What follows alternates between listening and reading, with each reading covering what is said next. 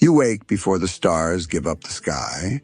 The frost bites your nose, your bed rolls stiff, your bones are stiffer. But out there, in the dark, something's already burning. Coffee. Not the kind that drips polite from a machine. This one boils black in a soot-stained pot, over a fire stoked with mesquite and cattle dung. And the man behind that fire? He's not on a horse. He's not rounding strays. He's crouched beside the chuckwagon, sleeves rolled, pan sizzling, coffee already steaming.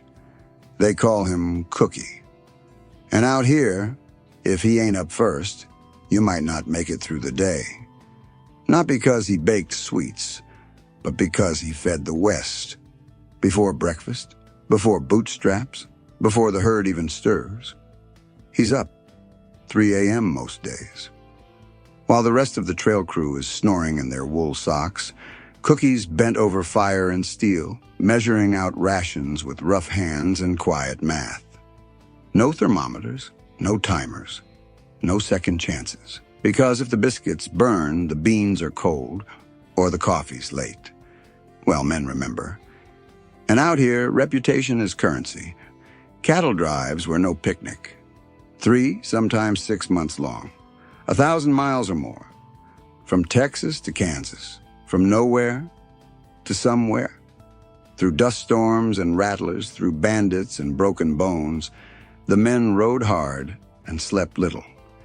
And the only thing standing between them and collapse was the chuckwagon, a rolling pantry, a rickety kitchen on wheels, built not just to feed a crew, but to hold one together. And at its heart, a single man with a wooden spoon and a flint spark. In 1866, a Texas rancher named Charles Goodnight had a problem. He had cattle, he had cowboys, but no way to keep them fed across the wild.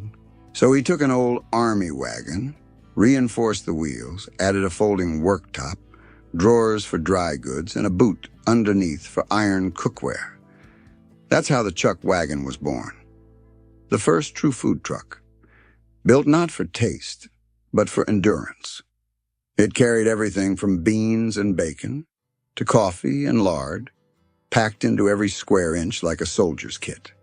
And the man who drove it? He wasn't just a cook. He was a doctor, a dentist, a butcher, a barber, a priest, sometimes a referee. And always, the soul of the camp. They say a cowboy wouldn't cuss the cook to his face, not unless he wanted to eat his steak black and his beans burnt. But behind his back, they had names: Bean Wrangler, Belly Cheater, Gut Boiler. Yet when things went sideways, they trusted Cookie first. If your tooth ached, he yanked it. If you got cut, he stitched you. If a fight broke out, he calmed it. Because out here, you don't just need food. You need someone who can hold the camp together. He'd grease the Dutch oven with beef tallow, bury it in hot coals, and bake hard biscuits, so tough they could stop a bullet. Beans soaked overnight, simmered slow all morning, seasoned with whatever scraps of salt pork or bacon grease he could find. Hardtack so dense you had to dunk it in coffee or stew just to avoid cracking a tooth. Not gourmet, not even comfortable. But it kept the West on its feet. You didn't ask Cookie for seconds. You took what you were given. And if you didn't like it, tough. Because tomorrow you'd be hungry again. And the man feeding you never forgot a complainer. You still smell the smoke on your coat, still taste the grit in your teeth. But with that first bite of beans, that first sip of scalding coffee, you remember where you are, out here, on the edge of nowhere, with the men, with the herd, with the fire. And the man who keeps it all going? He's already packing up the wagon, already scouting the next lunch stop, already thinking about tomorrow's breakfast. You can't smell rot from the back of a herd. But once it's there, it spreads fast, through the food, through the crew, through the whole damn drive. Out here, the enemy isn't just hunger. It's time, heat, moisture, and the thousand invisible things that turn food to poison. No refrigerators, no ice, no second shots if a barrel of pork goes bad. So Cookie had to outwit the land with salt, smoke, and sun, and sometimes with nothing but fire and instinct. Back east, they preserved food in cellars and cool barns. But on the trail, you had none of that. So you learned from those who came before. The Comanche, the Apache, the Cheyenne. They had been surviving this land for centuries, and they dried everything. Meat was sliced thin and left to hang in the open wind, or near the fire, where the smoke curled over it like a blanket. Buffalo, elk, rabbit. Strips turned stiff and light as bark. The cowboys called it jerky, and they carried it like gold. Because when the fresh meat ran out, and it always did, jerky kept you walking. It didn't spoil, didn't weigh much, and when you needed it, it tasted like survival. Fruits were dried too. Apples, peaches, wild berries. Cookie would slice them thin, lay them across canvas or old shirts, and let the sun do the work. No sugar, no syrup, just wind and patience. Nature's pantry, reduced to a handful of shriveled rations that could last a month in the saddle. Then came salt, the West's true white gold. Salt didn't just flavor food, it bought time. Rub it deep into pork belly or beef. Let it seep into the flesh. Salt pulls the water out, and with it, the threat of rot. Cowboys lived off salt pork for weeks on end. It was packed in barrels, layered thick, almost fossilized in brine. Before cooking, Cookie would soak it, rinse it, then boil it again, trying to wrestle it back into something edible. It wasn't good, but it kept men moving, and that was enough. Smoke was another weapon. Not the billowing kind that burns, but slow, sweet, steady smoke that curled from mesquite, oak, or hickory fires. In ranch smokehouses, sides of beef would hang for days while the smoke soaked in, layer by layer. The result? Meat that lasted, flavor that clung to your ribs. Out on the trail, Cookie improvised. A hollow between rocks, a makeshift tripod. A trench lined with green wood. He'd build a low fire, hang the meat above it, and let the smoke wrap it like a second skin. Sometimes he'd salt it first. Sometimes he'd roll it in pepper or ash. And when it was done, it would keep for weeks, if not longer. Smoke didn't just preserve, it masked age, killed scent, hid flaws. It made the old taste almost new. And sometimes that lie was good enough. But when the food got low and the sky stayed cruel, Cookie turned to the purest trail food there ever was, pemmican. A native creation, older than the wagons, tougher than the trail. Dry meat pounded into dust. Rendered fat melted down and mixed in. A few berries for flavor, sometimes not. No fire needed, no prep. Just bite and chew and keep walking. To a cowboy halfway through Wyoming with nothing left in the wagon but dirt and hope, pemmican was a miracle. The Chuckwagon didn't carry much, but what it carried had to last. Everything was chosen for one reason: shelf life.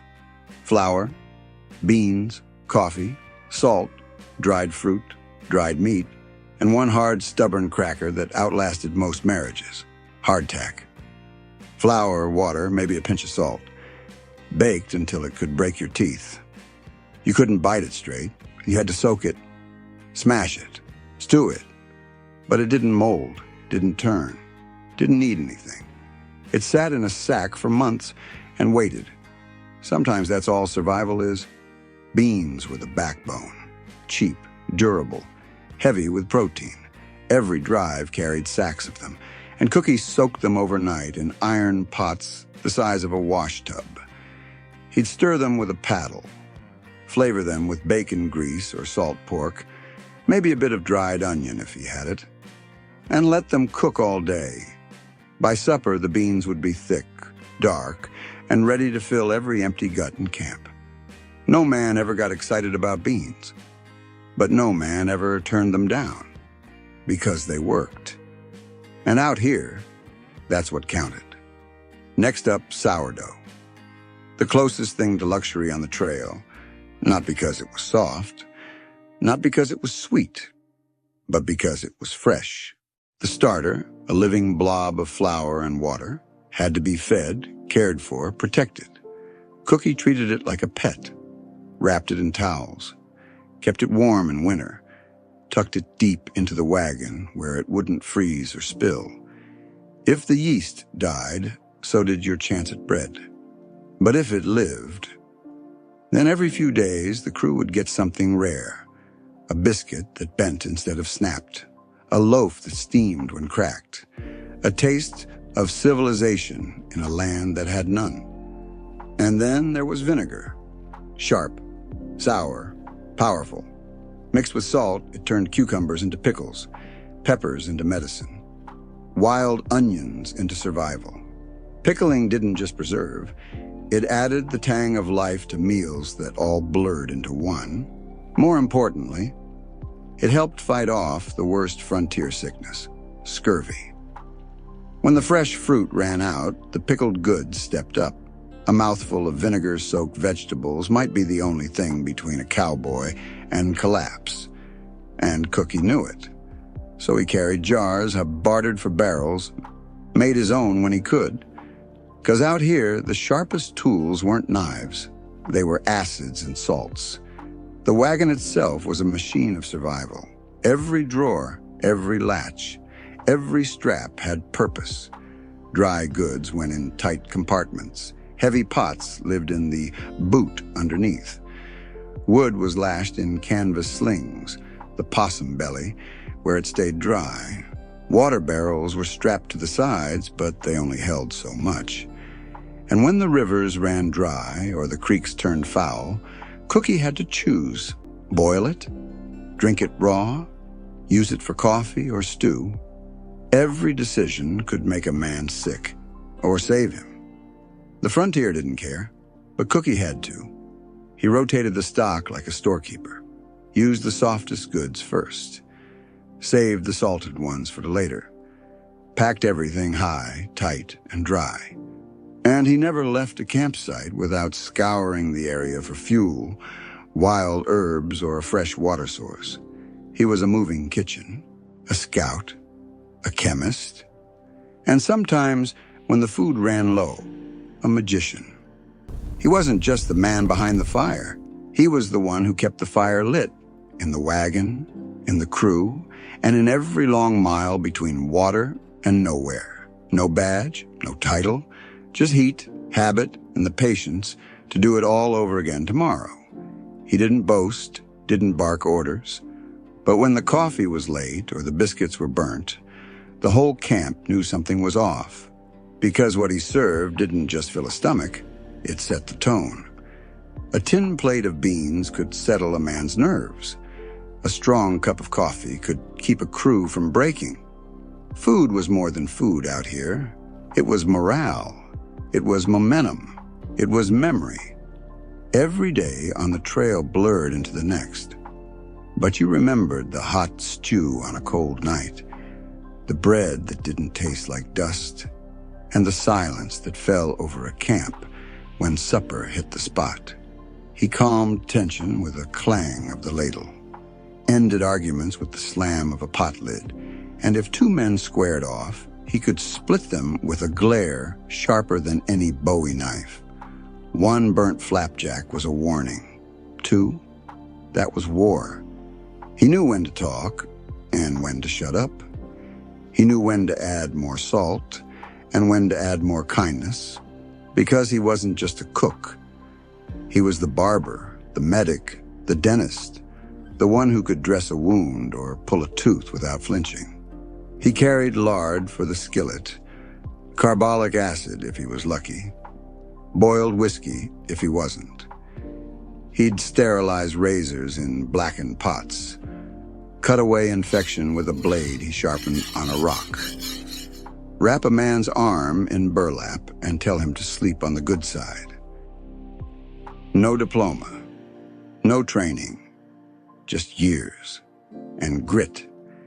The crew had names for him: Hot Grease, Pan Boss, Gut Wrangler, and worse when they thought he couldn't hear. But in the light of the fire, when the stew hit their tongues and the coffee hit their nerves, they knew better. He kept to his routines. Up before the stars faded, grind the beans, stoke the fire, slap the dough, fill bellies, quiet tempers, pack it all up and do it again.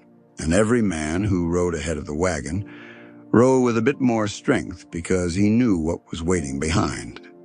A pot of beans, a hot biscuit, and a man who didn't need thanks to keep feeding you.